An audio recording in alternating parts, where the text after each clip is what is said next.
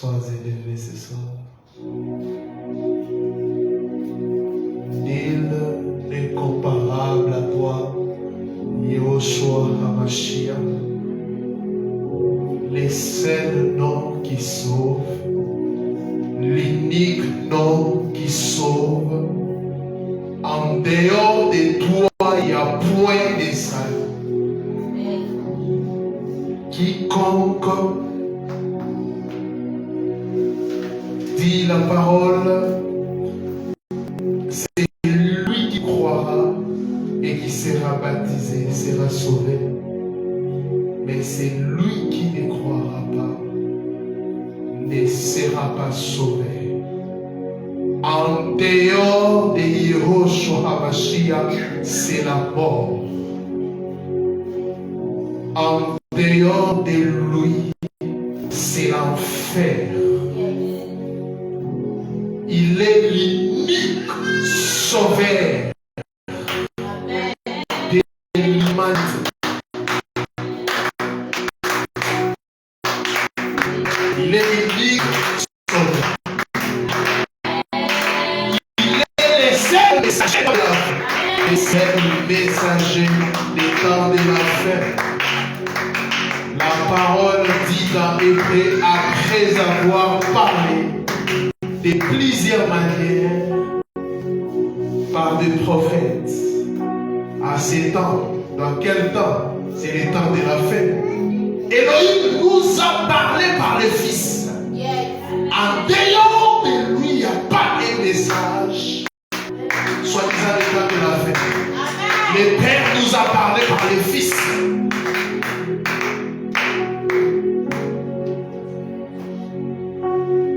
Yahushua au centre de notre message, au centre de la Bible, au centre de l'histoire.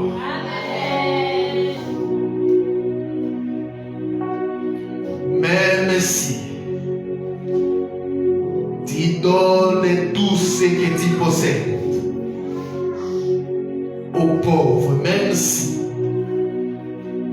déchire tes vêtements, même si tu fais du bien aux gens, si tu n'as pas Yahushua, tu finiras en enfer. Lui seul, il est le chemin, la vérité et la vie. Ce soir, Seigneur, nous sommes venus te présenter. Il est pleinement au milieu de nous. Amen. Même vous qui nous suivez en ligne. Je n'aimerais pas que tu puisses dire Amen sans les voir. J'aimerais que tes yeux s'ouvrent pour que tu puisses vraiment les contempler. Amen. Contempler, c'est lui qui t'a sauvé. Amen. Lui parler. Si possible, même lui toucher ce soir. Car il est au milieu de nous. Amen.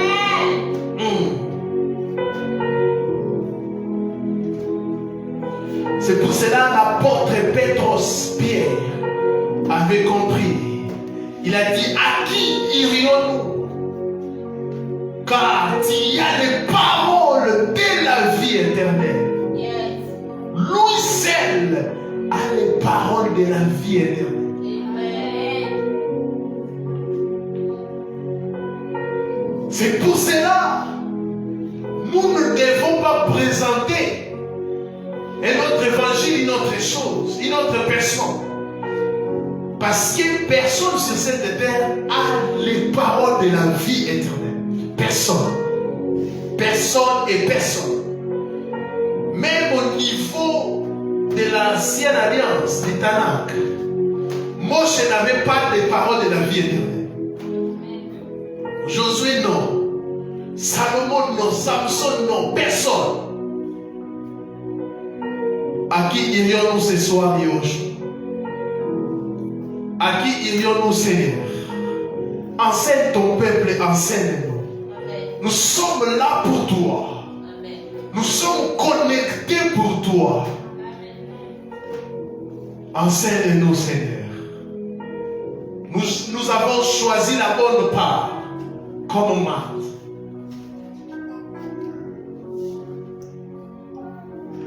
Oh yes. Nous avons choisi la bonne part. Nous avons choisi la bonne part.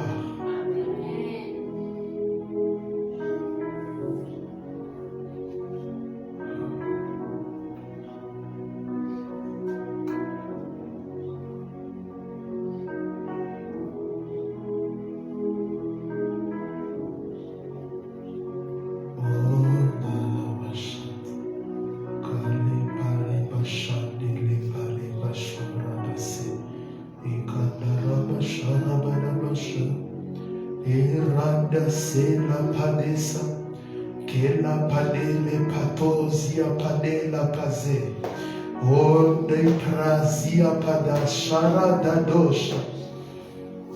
Elohim de la mission. Elohim, Elohim, Elohim, Elohim. Elohim a-t-il réellement dit?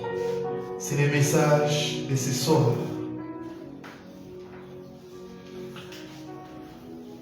Regardons l'atmosphère. J'ai des gens qui nous suivent sur notre chaîne, mais aussi sur les réseaux sociaux. Kadonai Yoshua Amashia vous garde. Le thème de notre message ce soir, Elohim a-t-il réellement dit?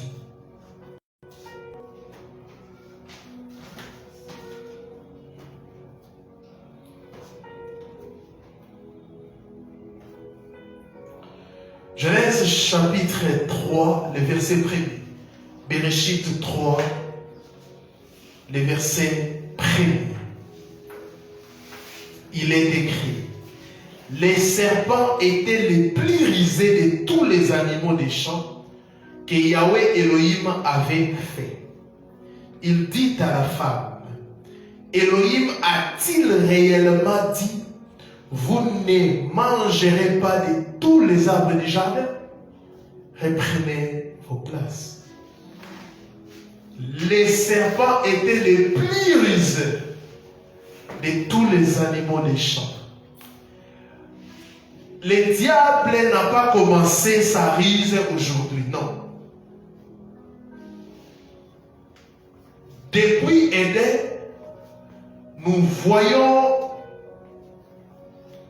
on nous présente les diables comme étant les plus rusés. Écoutez-moi, suivez.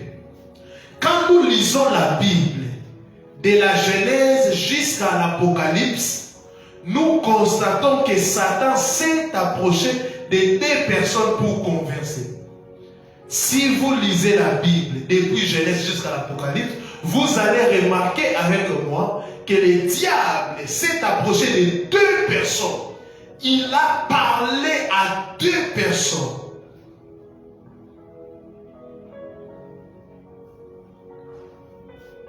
La première, c'est Ève.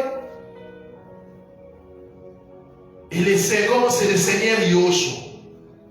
Il a parlé à Ève au jardin d'Éden pour séduire le premier couple.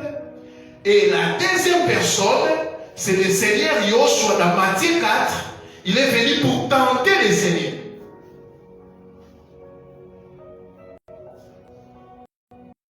Il s'est approché pour le tenter, pour le faire chuter. C'est ça.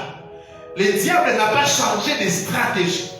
Il s'approche des gens pour les tenter, pour les faire chuter. Et aussi pour altérer la parole d'Élohim. Il a dit à la femme: Elohim a-t-il réellement dit? Pourquoi? Pour la faire douter de la parole du Seigneur. Et quand il s'est approché du Seigneur, le Christ, il a aussi chercher à altérer la parole de Dieu en disant il est écrit. Comme Yeshua, il est lui-même la parole. Oh, il maîtrise la parole. Lui aussi, il a dit, il est aussi écrit. Si vous ne maîtrisez pas la parole, vous serez la proie de l'ennemi. Si vous ne connaissez pas la parole, le diable va vous manipuler. Ève a douté. C'est pour cela qu'elle a succombé. Mais le Seigneur Yoshua, connaissant la parole, il a dit à l'ennemi, il est aussi écrit. Pour dire il est aussi écrit, tu dois maîtriser la parole du Seigneur. La connaissance de la parole du Seigneur, comme je l'ai dit, c'est un vaccin contre les hérésies. C'est pour cela que les chrétiens devraient vérifier dans les Écritures pour voir si ce que les apôtres prêchaient était conforme aux prophètes, à la loi et aux psaumes. Mais aujourd'hui, les gens ne lisent plus la parole. Vous voyez ça? Il s'est approché d'eux pour les tenter, mais aussi pour altérer la parole d'Élohim. Elohim a-t-il réellement dit? Dieu a-t-il réellement dit? C'est par ces mots que le diable aborda Ève pour la séduire. Pour la séduire. Plus tard, quand il rencontra le Seigneur Yoshua, il vint aussi avec, il est écrit. Le diable travaille aussi avec la parole. Nous avons vu quand il tentait le Seigneur, il connaissait la parole. Même quand il est venu tenter Ève, il connaissait que, pourquoi? Quand il créait, le diable était là. Il maîtrise la parole. Le diable, je dirais même, c'est le premier lecteur de la parole. Il connaît. C'est pour cela qu'il utilise la même parole pour séduire. Il se cache derrière la parole en donnant des fausses interprétations pour égarer plusieurs. Les gens qui manipulent, les chrétiens, donnent ceci, ou des gens qui prêchent une soi-disant spiritualité en dehors de Christ, ils ont aussi des versets. Hors contexte, ils ont des versets qui donnent pour séduire. Mais si tu n'es pas bien assis, si tu n'es pas bien enseigné et tu ne lis pas la parole, tu crois. Si le diable avait tenté les chrétiens d'aujourd'hui, j'ai même ma mère à couper plusieurs, d'aller tomber. Change les pains, change la pierre en pain. Plusieurs personnes. À chaque fois que le diable veut séduire, endormir, affaiblir ceux qui connaissent la parole d'Élohim, il va trafiquer la parole. Voilà le mot. Il va trafiquer la parole en lui donnant un autre sens. Il va fausser l'interprétation de la parole d'Élohim. Il va fausser l'interprétation de la parole d'Élohim. À chaque fois que le diable, je le répète, veut séduire, endormir, affaiblir ceux qui connaissent la parole de Dieu, premièrement, il va faire quoi? Il va trafiquer la parole en lui donnant un autre sens.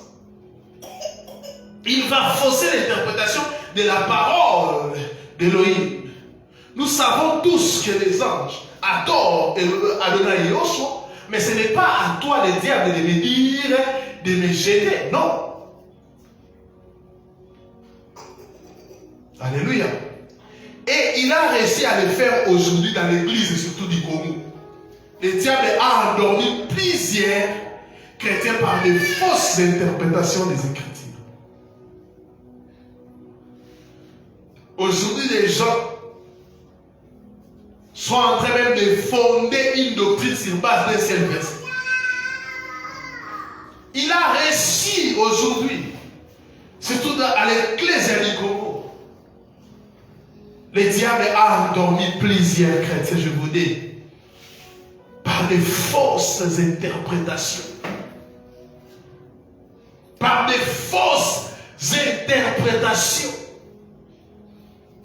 J'ai l'habitude de dire, si tu lis la parole d'Élohim, la parole de Dieu, avec seulement ton intelligence, tu deviendras fou.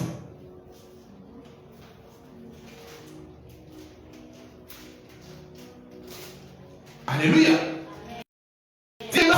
Mais si tu lis la parole avec l'inspiration du Saint-Esprit, tu auras la révélation. Amen. Salomon avait combien de femmes? Qui peut me donner le chiffre exact? Pardon? Waouh! Les gens ne lisent pas la parole. Combien? Combien? Non, non. Et combien de concubines? Voilà, nous sommes dans l'église du Congo où les gens ne disent pas la parole. Voyez? C'est pour cela, les gens sont incapables d'analyser même une prédication. Pourquoi? Ils n'ont pas de base.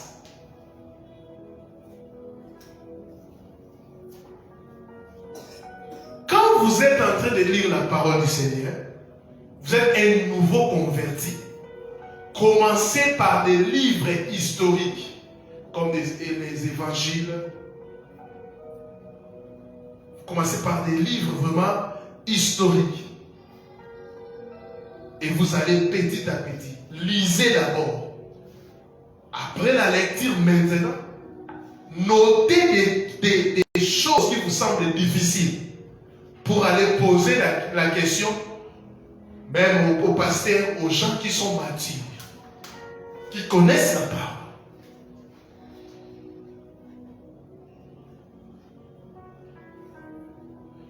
Si vous ne lisez pas la parole, vous allez pleurer un jour. Amen. Et je disais, et il a réussi à le faire aujourd'hui dans l'église du Congo. Le diable a endormi plusieurs chrétiens par des fausses interprétations. Voici quelques exemples.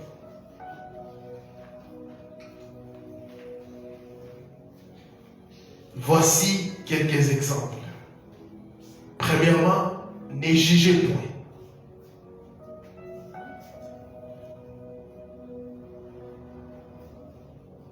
Ne jugez point. Ce verset est utilisé hors contexte, dénué de toute sa substance et est devenu le bouclier de ceux qui vivent dans le péché et le désordre. Il est devenu le verset qu'on cite pour faire taire la voix de la vérité. Quand nous nous levons pour condamner les herbes fructueuses des ténèbres, le diable plante ses venins dans la bouche des adeptes du mal. Un verset utilisé hors contexte. Quelqu'un est dans l'idolâtrie, il vit dans la masturbation. Tu lui prêches la parole, tu lui dis de quitter, d'abandonner cette sale vie. Il te dit ne jugez point. Ne jugez point, ne jugez point, ne jugez point. C'est comme si quand on nous présentait l'évangile, on avait des touches. Parce que ce sont des juges qui ont des touches. Amen. Alléluia. Il est devenu le verset qu'on cite pour faire taire la voix de la vérité. Et pourtant, il y a aussi des versets qui disent que l'homme spirituel juge de tout. Juge de tout.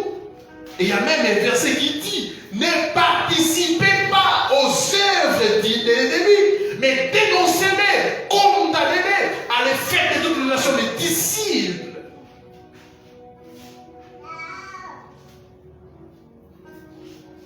Et ces versets est devenu le bouclier de ceux qui vivent dans les péchés et dans les désordres.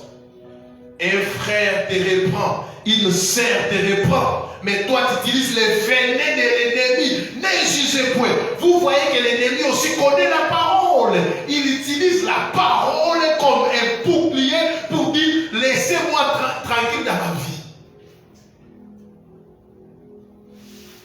Tu prends une deuxième femme et les gens sont en train de te causer, de te parler. Adultère que tu es, ne jugez point. Frère, il y a des choses qui sont tellement claires que nous devons prendre position. Oui. Un mal que tu ne dénonces pas, tu l'as accepté. Et tu as consommé ce mal-là.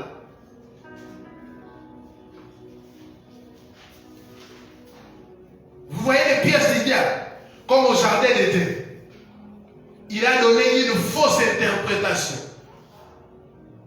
Comme dans Matthieu 4 avec les seigneurs. Le diable a donné une fausse interprétation. Mais aujourd'hui aussi, le diable donne à plusieurs une fausse interprétation de la parole. Ne jugez point.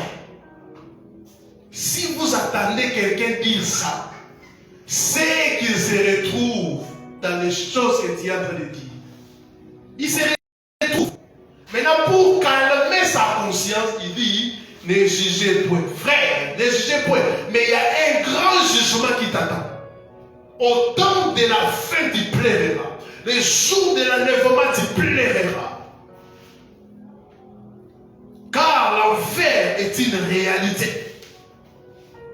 Aujourd'hui, tu peux nous présenter des versets hors contexte. Ne jugez point, ne jugez point, ne jugez point, ne jugez point. Et même ne jugez point, là c'est pour des chrétiens. Mais des hommes de Dieu utilisent ne touchez pas à mes ouïes. Waouh! Mais les ouïes se touchent eux-mêmes. Les ouïes eux-mêmes se touchent. Ne touchez pas à mes ouïes. Des versets hors contexte. Hors contexte. Pour cacher leurs adultères. Pour cacher leurs hérésies.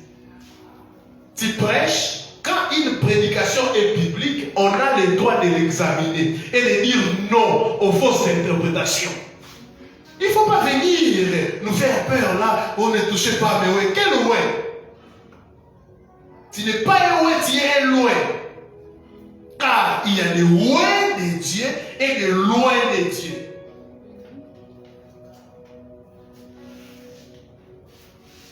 Ouais. Il y a des loin et il y a des loin. Amen. Ne jugez point, ne touchez pas, mais ne touchez pas.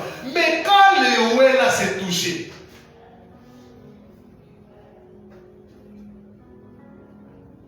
non frère, c'est. Nous ne devons pas tomber dans ces pièges. Deuxièmement, la grâce de Dieu sur tout ça. Ngolou, la grâce d'Élohim, la grâce de Dieu. Pour le sang de Yoshua est devenu comme un savon. Les gens pêchent consciemment parce qu'ils savent qu'ils vont demander pardon. Un concept mal compris, puisque très mal enseigné.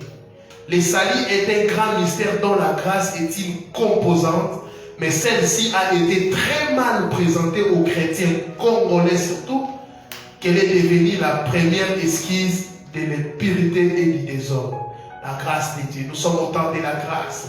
Nous devons pécher comme on veut. Nous sommes au temps de la grâce. Ouais, même si j'ai divorcé, mais nous sommes au temps de la grâce. La grâce de Dieu, la grâce, faveur imméritée, la grâce de Dieu me couvre. Vous savez, moi je ne peux pas perdre le salut. Tu seras surpris. Tite de 11 à 12. Tite, chapitre 2, 11 à 12. Car, écoutez, la grâce de Dieu source de salut pour tous les hommes, a été manifestée. Écoutez, elle nous enseigne. Elle là, c'est quoi? C'est la grâce. Elle nous enseigne à renoncer à l'impiété et aux convoitises mondaines et à vivre dans les siècles présents selon la sagesse, la justice et la piété. Voilà ce que la grâce nous enseigne.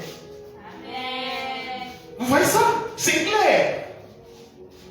La grâce de Dieu n'est pas permis pour pécher. Au contraire, elle nous enseigne à renoncer à l'impiété et aux convoitises mondaines. Aux convoitises mondaines. Alléluia. Les gens disent la grâce de Dieu, ils ont des blancs, ils s'habillent comme des prostituées. La grâce de Dieu, non. Elle nous enseigne à renoncer aux convoitises mondaines. C'est ça la parole.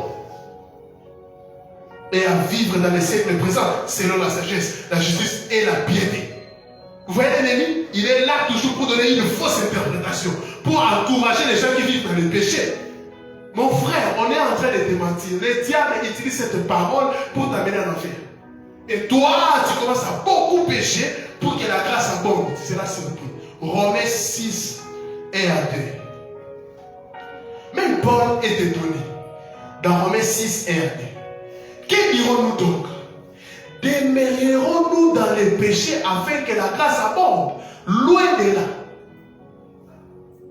Loin de là.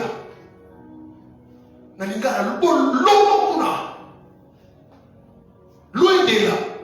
Nous qui sommes morts au péché, comment vivrons-nous donc encore dans les péchés? Paul s'étonne. Vous voyez que ces choses, l'ennemi n'a pas commencé aujourd'hui avec l'église. Non. Même les chrétiens de Rome avaient ces problèmes. Les gens prêchaient une grâce exagérée. En croyant que Dieu s'est devenu un grand-père, il regarde des gens comme ça. Non, attention. Il dit, que dirons-nous donc? Demeurons-nous dans les péchés afin que la grâce abonde? Loin de là. Loin de là. Donc nous qui sommes morts. Parce qu'à Yeshua, même le baptême, nous sommes morts au péché. Alléluia. L'immersion là veut dire nous sommes morts au péché. Maintenant, quand tu ressors comme ça, alors, tu es devenu une nouvelle créature. Tu ne peux plus pécher et vivre dans les désordres. On le dit, nous qui sommes morts au péché, ton coup final ma soumo. Église du Congo, moi, dans ça, dans coup final ma soumo, qu'on péché le sous-souté. Est-ce que tu peux voir un mort en train de chanter ou de danser? Non, il est mort. Il ne peut plus bouger. Il est incapable de faire certaines choses. Mais comment il y a des morts en Christ qui vont à côté de lui? Il y a des morts en Christ qui font des scandales. Il y a des morts en Christ qui sont en train de s'habiller comme des prostituées. Il y a des morts en Christ qui sont en train de vivre dans les désordres. Il y a des morts en Christ qui sont en train de faire la propagande de la musique mondaine. Il y a des morts en Christ qui sont en train même de recruter au soi-disant des danseuses pour un album. Il y a des morts en Christ qui sont en train de vivre dans l'homosexualité. Il y a des gens qui se disent morts en Christ, mais ils sont en train de saouler, de prendre dans le corps. Vous ne connaissez ni Dieu, ni sa parole. Loin de là, nous qui sommes morts au péché, comment vivrons-nous encore dans les péchés? Paul n'arrive pas à comprendre. Ah. Paul ne comprend pas comment la personne qui est morte. Vous savez pourquoi ici en Afrique, quand on plaint une personne qui est morte, quand il se réveille, ou quand il y a la résurrection, les gens courent. Ils étaient en train de pleurer. Mais quand la personne se réveille, mais qu'est-ce qui se passe? En réalité, vous n'avez pas envie que je puisse venir. En réalité, quand vous êtes en train de pleurer, vous me dites, va en paix, va en paix. Pourquoi les gens, Parce qu'ils n'arrivent pas à comprendre. On a déclaré déjà une personne morte. Mais comment il peut encore se réveiller? Comment il peut encore transpirer? C'est pour cela Paul aussi, c'est cet homme. Il dit, nous qui sommes morts au péché. On dit que la personne est morte au péché.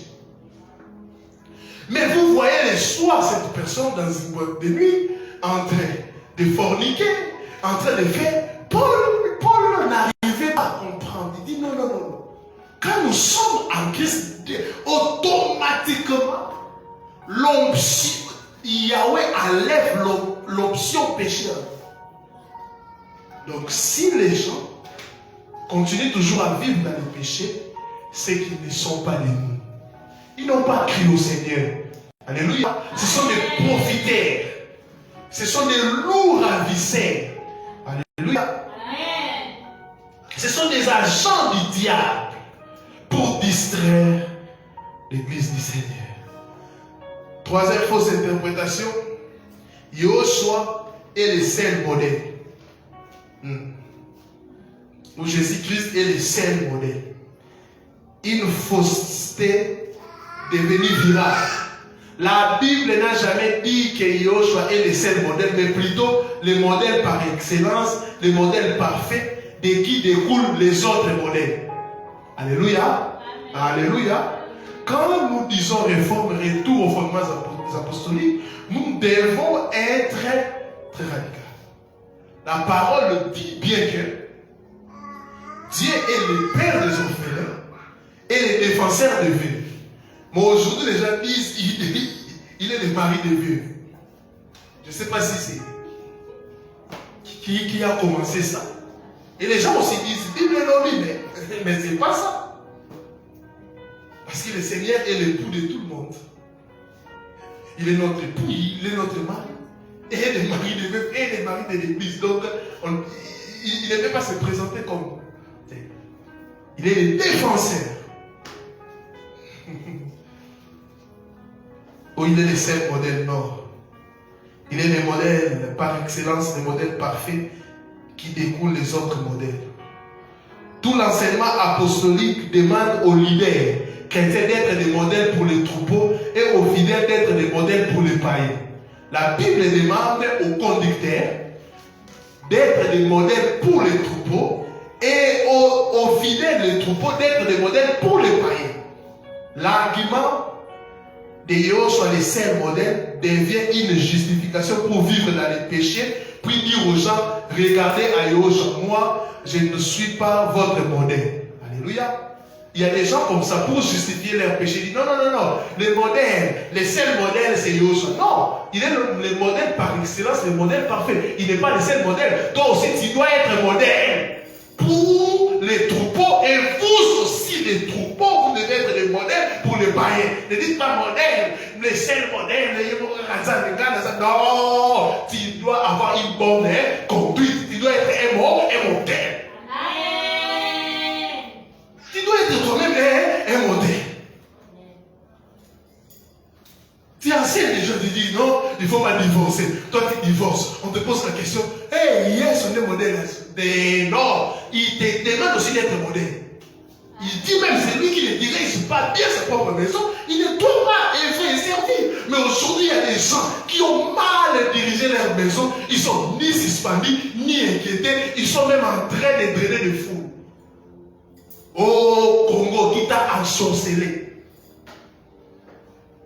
La personne qui a ensorcelé l'église actuelle, c'est vraiment un grand souci. Parce que la manière dont il a ensorcelé les gens, non, non, non, non, non, non, non, non, non.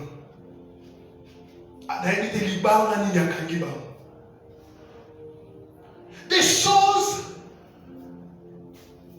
même ailleurs, on ne peut pas tolérer certaines choses.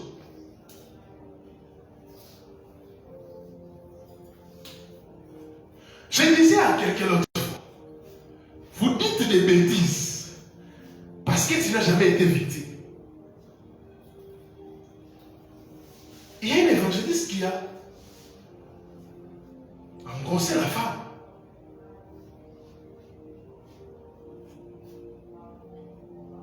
la femme des policiers.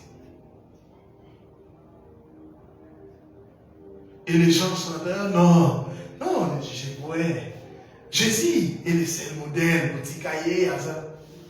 Mais c'était toi. Ce qui se passe ici, sous d'autres cieux, vous êtes arrêtés.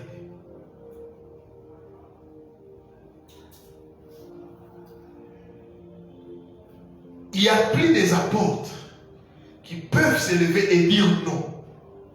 Je vois les gens aujourd'hui, même ceux qui sont dans des faux, commencer à dénoncer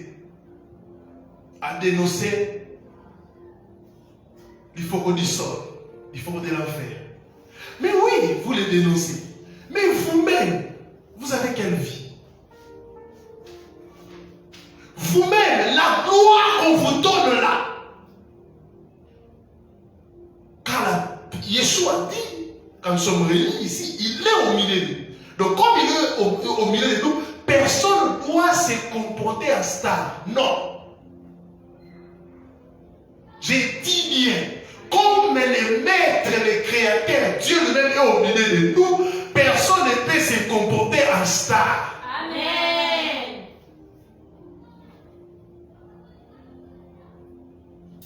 Mais ça, ce n'est pas un insulté. Vous pensez que quand une personne dit, et la personne qui dit que tel prophète est plus grand que Yoshua, et la personne qui se comporte comme une star dans l'assemblée des saints, ils sont des oiseaux de même plumage. Des stars, des photos partout. La star est en train de vendre ses ouvrages. La star est en train de faire tout. Sa photo, c'est partout. C'est partout dans la vie.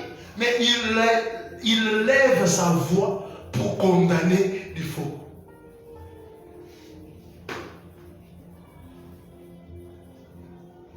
Christ n'est pas le seul modèle, mais il est le modèle par excellence, le modèle parfait. Et il nous demande aussi d'être des modèles. C'est un piège de l'ennemi pour dire non, moi je ne peux pas me sanctifier. Yesu n'a pas dit non, frère, non, sœur, non.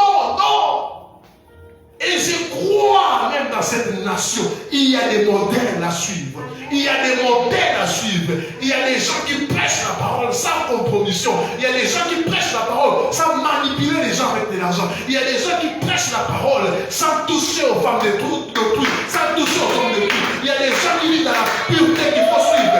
Il y en a.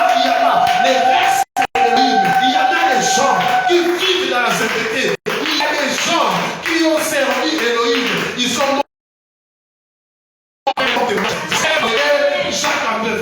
Je célèbre enseigner plusieurs autres personnes. Il n'a pas de personnes. Je célèbre enseigner mon Père dans la foi. Il enseigne à Yahweh sans compromission. Zéro scandale. Il y a des modèles. C'est ça aussi les têtes de l'ennemi. L'ennemi vous trompe en disant que non. Tout le monde est faux. Yeshua. Tout le monde est faux. Et ça, nous autres, la chair est faite. Parce que ça va. Mais alors, la chair est faite. Côté, l'esprit est disposé. La chair est faite. On ne parlait pas des faiblesses sexuelles. Voilà, oui, c'est ça aussi une fausse interprétation. C'était d'abord dans quel contexte? Yoshua est parti prier, mais les apôtres ne priaient pas. Oui, on parlait de la fatigue spirituelle. Mais aujourd'hui, les gens sont en train de prendre des versets hors contexte, dire que la chair est faible, c'est une faiblesse sexuelle. Le Goutanayo, discipline ton pays.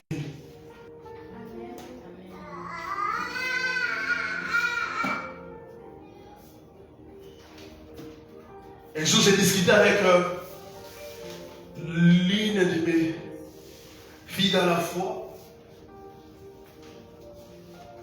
Elle me racontait ce qui s'est passé. Et j'ai dit à un frère, j'ai comme l'impression, si nous allons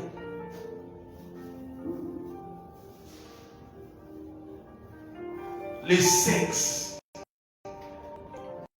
Quand une personne croit au Seigneur, on lui coupe ça. On aura moins de problèmes.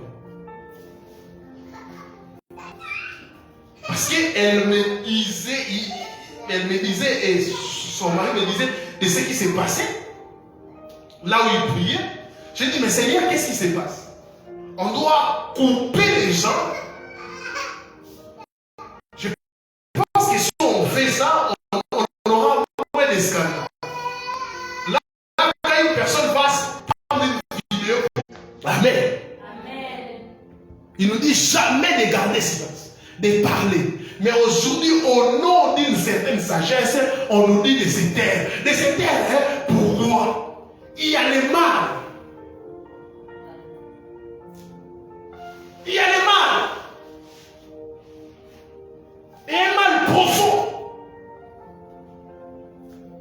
Quel est ce sapeur-pompier qui peut voir les faits là-bas et dire non, il faut la sagesse pour éteindre les faits? Pas la sagesse. Il faut proclamer la vérité, proclamer la parole. Yoshua ne disait pas attention au lever de ces gens-là. Non, il disait attention au lever des pharisiens. Oui. Quelle est la sagesse? Tu trouves qu'on est en train de tabasser ta femme? Il faut utiliser de la sagesse ou la diplomatie. Oh messieurs, des primes abord. Des primes abord. Tu vas défendre ta femme. Et la femme du Seigneur est agressée l'église. Mais l'église dit non, non, sagesse. Vous savez, la sagesse, il ne faut pas, il ne faut pas, il ne faut pas. Vous savez pourquoi l'église primitive était persécutée? Parce qu'ils ont refusé de dire. Ils ont refusé le silence coupable. Le silence coupable. On a interrogé même les gens sur ce qui se passe. D'autres personnes ont peur de dire. Non, je respecte l'homme de Dieu, mais ce qu'il a dit, je n'ai pas bien écouté ce qu'il a dit. Ils sont en train de faire semblant ou qu'on puisse remettre toute la prédication pour suivre. Hypocrite! Pharisien.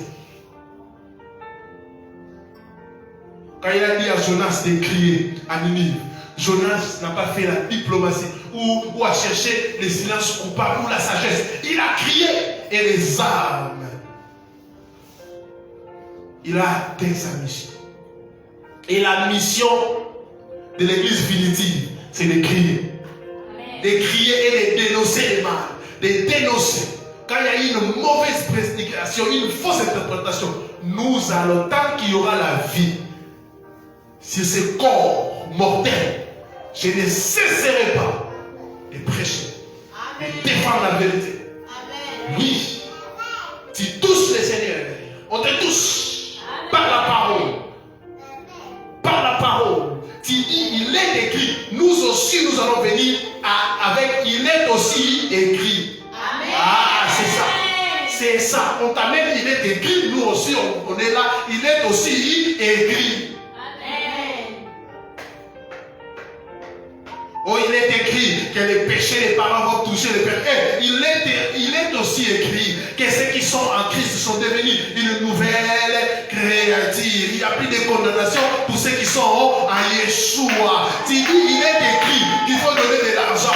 Nous aussi, on fait avec les versets. La Bible dit que chacun donne selon ce qu'il a résolu dans son cœur avec joie, pas avec tristesse. Tu dis une fausse parole. Nous viendrons avec la vérité. Nous allons proclamer la vérité. Oh, il faut couper les organes de ta famille. Nous, on s'en dira, il est aussi écrit. Alléluia. Car les gens ont du mal à faire la différence entre les Tanakh et la nouvelle alliance. Alléluia. Alléluia. Ils prennent des versets hors contexte. Oh, Abraham vivait dans les mensonges. C'est pour cela qu'il y a le mensonge. Oh, Abraham avait des liens avec son fils. Il cherche des liens partout. Alléluia. Alors que la Bible dit Yoshua, il s'est fait pauvre pour nous enrichir. Nous sommes riches. Il est écrit, il est aussi écrit. Il est aussi écrit.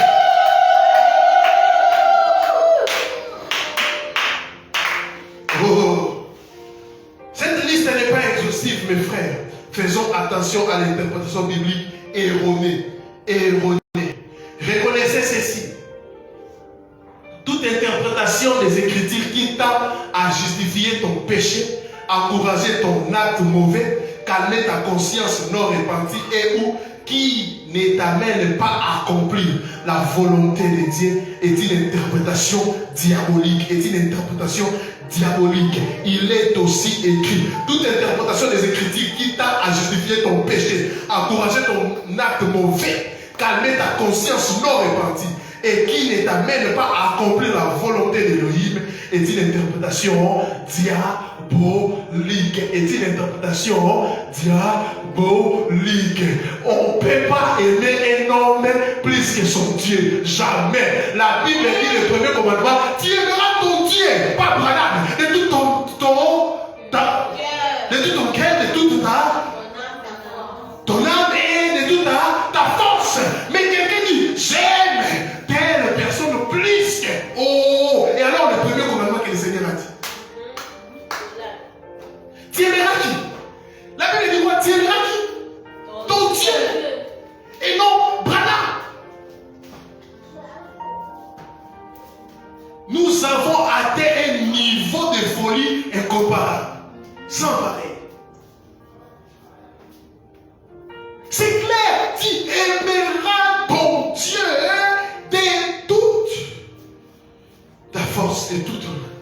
Et deuxième commandement, tu aimeras ton prochain.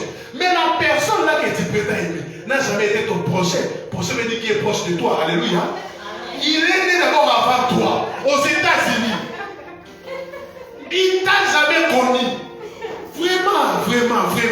Vraiment.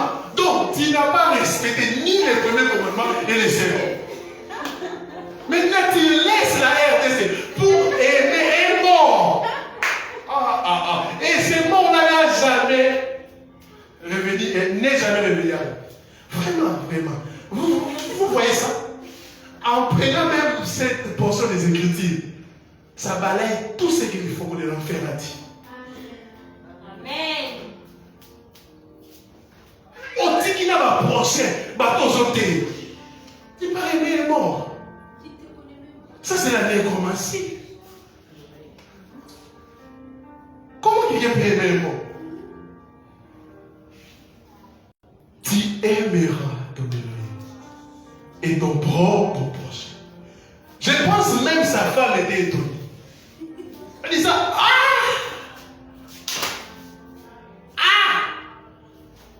Non. Laissez cet homme tranquille. C'est quand le Seigneur reviendra qu'on saura les sorts de cet homme. Mais arrêtez d'énerver l'église du Seigneur. Alléluia. Attention aux fausses interprétations. Même les gens qui sont dans les sciences occultes présentent aussi quelques portions des Écritures, des fausses interprétations, pour que les gens puissent croire. Vous devez être vigilants et défendre la sainte doctrine. Que personne ne puisse vous intimider par des paroles pour faire taire les gens. Non. Là-bas, il y a manqué de sagesse. Oh, bon, j'ai manqué de sagesse. Lui, quand il a parlé, il n'a pas manqué de sagesse.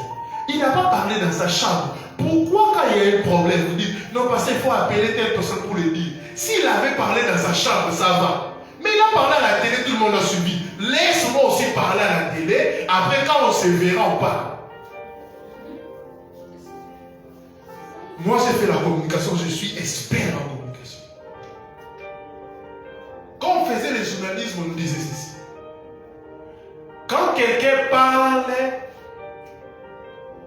à mal contre toi, à la télévision, toi, tu as le droit de répliquer gratuitement. On va prendre les mêmes minutes que la personne avait fait. S'il avait fait 30 minutes pour te citer ou de dire des faussetés, toi aussi tu viendras pendant 30 minutes. Et moi aussi, si quelqu'un touche à la sainte doctrine, touche le Seigneur Yahushua pendant 40 minutes, là maintenant c'est la défense de la doctrine. Moi je viendrai pendant 80 minutes. Les 40 minutes là, c'est pour te corriger. Les 40 minutes là, pour dire maintenant aux enfants d'Élohim, casser ces chansons, ces CD de chansons là, ces cassettes. Cassons ça. Donc répliquer aussi, c'est un droit.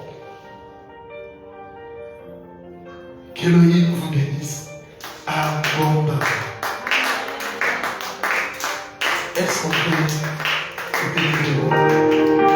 on va prier que Yahweh puisse susciter des voix, des gens qui vont l'aimer, des gens qui ne vont pas se comporter en star, des gens qui vont se dépouiller pour que l'évangile véritable puisse être prêché. Les gens qui seront comme des Jean-Baptiste, il faut que je puisse diminuer, disparaître, pour que Yoshua puisse apparaître. Oh, ce soir il va encore, oui.